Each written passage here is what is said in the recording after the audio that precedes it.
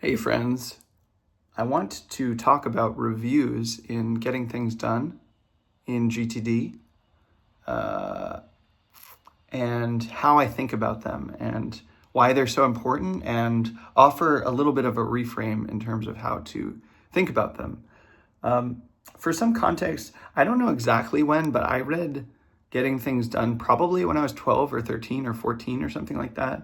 I was very interested in Lifehacker and Merlin Mann's 43 folders and stuff like that. And they were all mentioning Getting Things Done. So I was like, okay, I'll read this book. And I've kind of internalized it since then. I'm 34 now. And so that's like something like 20 years that I've been interested in GTD and applying it to my life. There have been different phases of learning about it. A really big one for me was getting interested in Tiago's work, Tiago Forte, who created Building a Second Brain, which is in particular, I would say sort of like an expansion pack for getting things done, or especially a reframe on the note-taking side of things, the reference systems, and updating that, especially for the digital world, and how to have digital systems that are good notes, but basically an extension of GTD. And I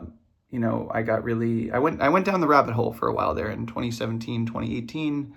I worked with Tiago for a bit and just kind of overhauled my productivity systems and really built them. And so, and after that, James Stuber and I built the Digital Productivity Coach, which is our self-paced productivity coach. It's like a quiz that you take, and it asks you some questions and tells you where you're at and what specific skill you should work on next. It's all built on top of a skill tree that we kind of very carefully built out. We're like, okay, you should do this and then do this and do this. Really, we were trying to reverse engineer ourselves, because so many people were asking us for productivity advice that we're like, we keep saying the same things over and over again. So we made that available as a commercial product that you can buy.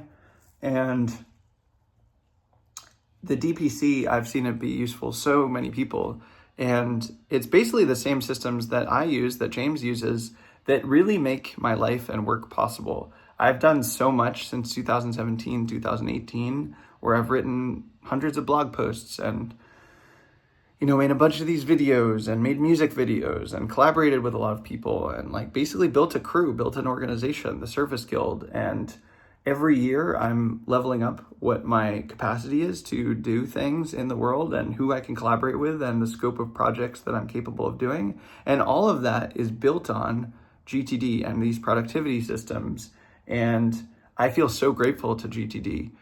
Sometimes people are resistant to productivity because they have used it in the past or associate it in the past with self-coercion, where they are using these systems and these tools and these techniques to an end that is not actually enlivening for them, that is not actually resonant with who they are, what their values are, what their ethics are, what their life purpose is.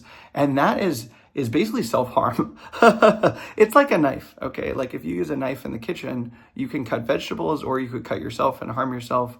The knife is not intrinsically good or bad, it's what you use it for. Productivity is the same thing, where it's just a tool, and you can use it to build this incredible life that's incredibly powerful, that you enjoy, that benefits other people, or you can use it to hurt yourself and do work that you don't actually enjoy. Maybe you're making money, but you're just like, oh, I hate this, I really hate this.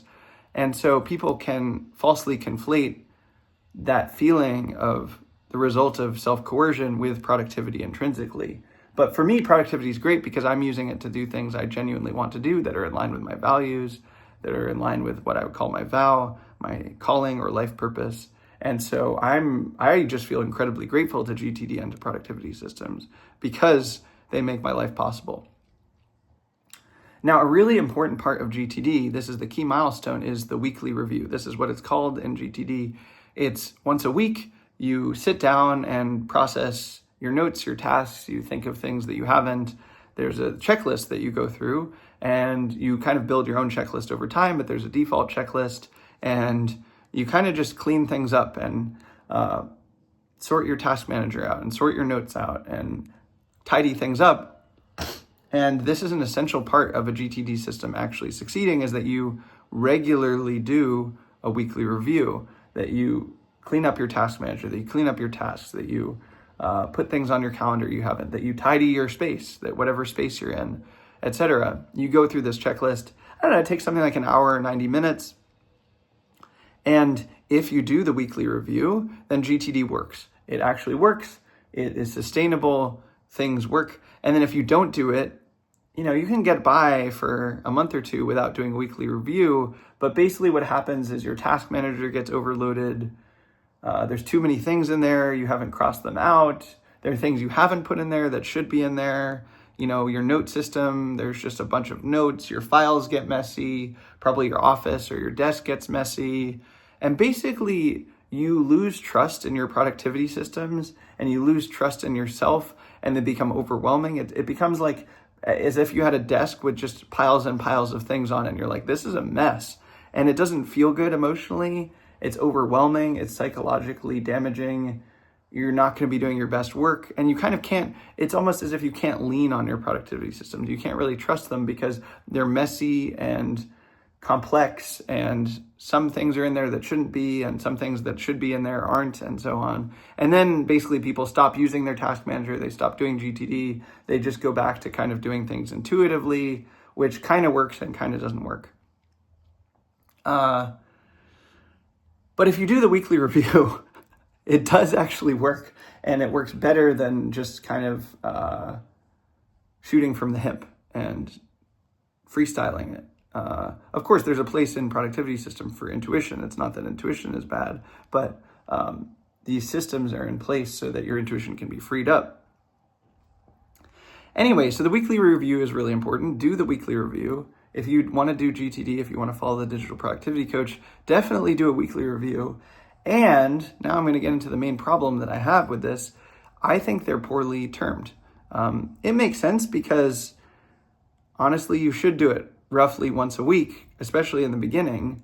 It's like if you're it makes sense that they would call it a weekly review because you should do it about once a week. Once every 7 days is a good rhythm. And especially in the early days, you want to build a habit of, hey, I do a weekly review. For me, I typically do my weekly reviews on Sundays. Today is a Saturday, so I'll try to do a weekly review tomorrow.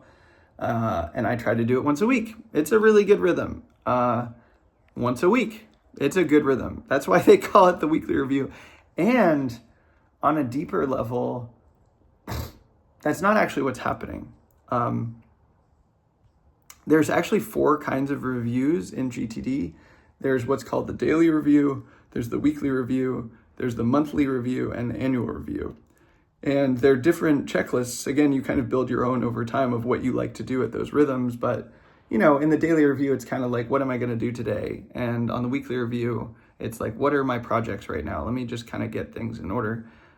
Each of them has, I forget what David Allen calls this, but there's kind of like a scale or scope of concern where that review is actually about that scale or scope, where the daily, quote, daily review is actually about tasks. What am I doing today? What are the tasks I need to do? The weekly review is about projects. What are the projects that I'm doing right now? What are the things that I'm trying to finish by a certain time that involve multiple tasks? What are the projects? Reconnecting with those projects. Are there any new ones that I've missed? How am I doing on these ones? Are there any ones that are stuck, etc.? The monthly review is about your goals. These are sort of like mid-long-term goals where you're like, I want to make $1 million, or I want to start a company, or I want to learn this specific skill. Whatever your goals are, the monthly review is basically about your goals and checking in with your goals. And then the annual review is about your vision and where you're going and who you want to be and what you're steering towards. And the trigger for any of those reviews should be not that it's a chronological amount of time, even though those make sense, that you would do those roughly daily, weekly, monthly, annually. It's actually, I am lacking clarity on this scale. I don't actually know what to do today. Oh, great. Okay, great. I'll do a daily review. I don't actually feel 100% sure about my projects. Which projects am I doing again? Am I missing something? I have the sense I'm missing something. Okay, great. You do a weekly review. Oh, what are my goals again? Monthly review. Oh, what is my vision? Actually, I feel like my vision has changed. Where I'm going, what I want. Okay, time to do an annual review. What's called an annual review. So another phrase for these would be a tasks review or a projects review or a goals review or a vision review. Those are actually, in a certain way, better terms for them, I think, because they're more connected to what they actually are and what problem they're solving. GTD breaks down if you lose track of your project list, and if your project list is not up to date, and if your tasks are not associated with them. And you need to check that roughly weekly. So it makes sense to call it a weekly review. But in practice, I don't know, if you're trying to start a new habit, it depends on your psychology. For some people, it's going to be helpful to be like, nope, every Sunday or every Monday or whatever it is, I do this weekly review. I get religious about it. I just do it every week at that time. I do same place, same time. And that's a good way to approach a habit. But it's very rigid. And it actually doesn't matter. When I say weekly reviews are the cornerstone of GTD, that it's like kind of what makes or breaks the system, which is what I was talking about earlier in this video. David Allen says the same thing. People who do the weekly review, GTD will work. People who don't, it won't work long term. That's tried and true. I've seen that in myself. I've seen that in other people. That's why it works for me, is because I do the weekly review. It doesn't actually mean, oh, I have to do this literally every 7 days or it will break. It means I need to do this roughly every 7 days. I need to do this regularly. You don't need to do it consistently every 7 days with that literal rhythm. You need to do it regularly. So if it's 9 days or 10 days, it's fine with me. It doesn't matter. I can even miss a weekly review and wait another week. But the important thing is to regularly be doing that review, that project review, where it's like, okay, what are the projects that I'm currently doing? Are any of them stuck? Do I need to add a new project? Do I need to close a project? Do I need to do anything with my tasks for any of these? Do I need to do anything with my notes for these? And if you look at the checklist for each review, you'll see that the weekly review largely is about your projects, and the daily review largely is about your tasks, and the monthly review largely is about your goals, and the annual review largely is about your vision. And over time, as you do each of these reviews, you start to develop an intuition or a spidey sense. Oh, this is what this review is for, and here are the triggers for when I need to do that review. So for me, I kind of get a feeling, oh yeah, it's time to do a weekly review. I would really benefit from that. Sometimes you need to do them more than once a week. It's like, oh, so much has changed in this week that I just need to do this again. I have so many different files in my downloads and so many different notes and different things to follow up with just from having had like 7 meetings today or something. Like, all right, time to do another quote weekly review. You start to develop an intuition. Oh, this is when this particular review is called for. This also matters with the quote annual review. A lot of people like to do an annual review in December or January at the beginning of a new year, the end of another year. And that's fine. I don't. I like to do an annual review, quote annual review, a vision review, when my sense is that my life has changed and my sense of who I am has changed and where I'm steering has changed. And that may or may not happen on a yearly basis. That's a personal thing. That's on what you might call kairos, which is sort of like narrative time rather than chronological time. I don't know, there have been years where I've had to do several quote annual reviews in 1 year, chronologically, where just so much changed in a period of months. It was like, oh, actually, I thought I was steering towards this, but actually, because of this job change or this relationship change or this change in my goals or my sense of who I am as a person, I need to do a new annual review. And then there's been times where I haven't needed to do one for 18 or even 24 months because like, yep, no, I'm still steering towards that same thing. I don't really need a new vision of what I'm steering towards or what I want my life to look like. A big part of the annual quote annual review, at least in the way that Tiago practices it, that I learned from him, is to write about a day, like a perfect day in the future, where the day goes just beautifully, and describing in vivid detail what that looks like visually in your imagination, and talking about it narratively, where you tell a story about what a perfect day for you in the future looks like. And in a way, you're kind of manifesting that, where you're like, this is where I'm steering. And on a subconscious level, your psyche just kind of makes choices that are aligned with that. And I've had this happen multiple times where like, I've basically lived a day like the one that I wrote about a year or 18 months before. So it's an incredibly powerful psychological technology to do this annual review where you describe to yourself your vision of what you want your life to look like. Because I don't know, frankly, if you have a GTD system, you have the power and capacity to literally manifest this in the future. I've done it multiple times. Other people have done it as well. But you don't need to do that every 12 months necessarily. It might be, sometimes you might need to do it 3 months after you did the previous one. Sometimes it might be 14 months or 18 months. So I typically have a resistance to doing annual review at the end of the year in December or January. I like to do it when I feel like it, when I feel like, oh yeah, my vision for my life has changed substantially, and I'm going to write a new personal narrative vision for a year or two from now from this new perspective.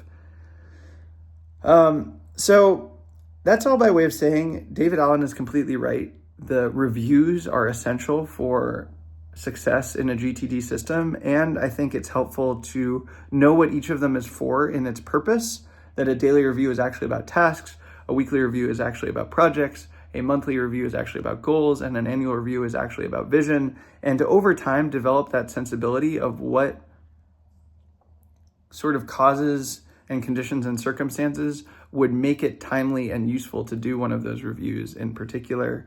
And, by default, you can say, okay, I'm going to do these reviews daily, weekly, monthly, annually, but over time, hopefully you develop the kind of intuition and sensibility of like, oh, it's actually time for a weekly review, even though it hasn't literally been 7 days, or it's been 12 days, or, oh, it's time for a monthly review. It's only been 3 weeks, or it's been 6 weeks, but now would be a good time to do it. It's basically what Tiago calls mood-based productivity, but less on the day cycle and more on the week, month, year cycle of like, oh yeah, it's the right mood or season or chapter for this kind of a review. Now I'm going to do it. And when you relate to it that way, that's a little bit of an advanced move because you have to have done them several times and have the self-knowledge about your own self and your own life to be like, oh yeah, it's time for that. But I think it's also much more sustainable than having a literal, consistent rhythm of chronological daily, weekly, monthly, annual reviews. That can be very taxing and psychologically heavy to be like, no, I do a weekly review every Sunday, no matter what.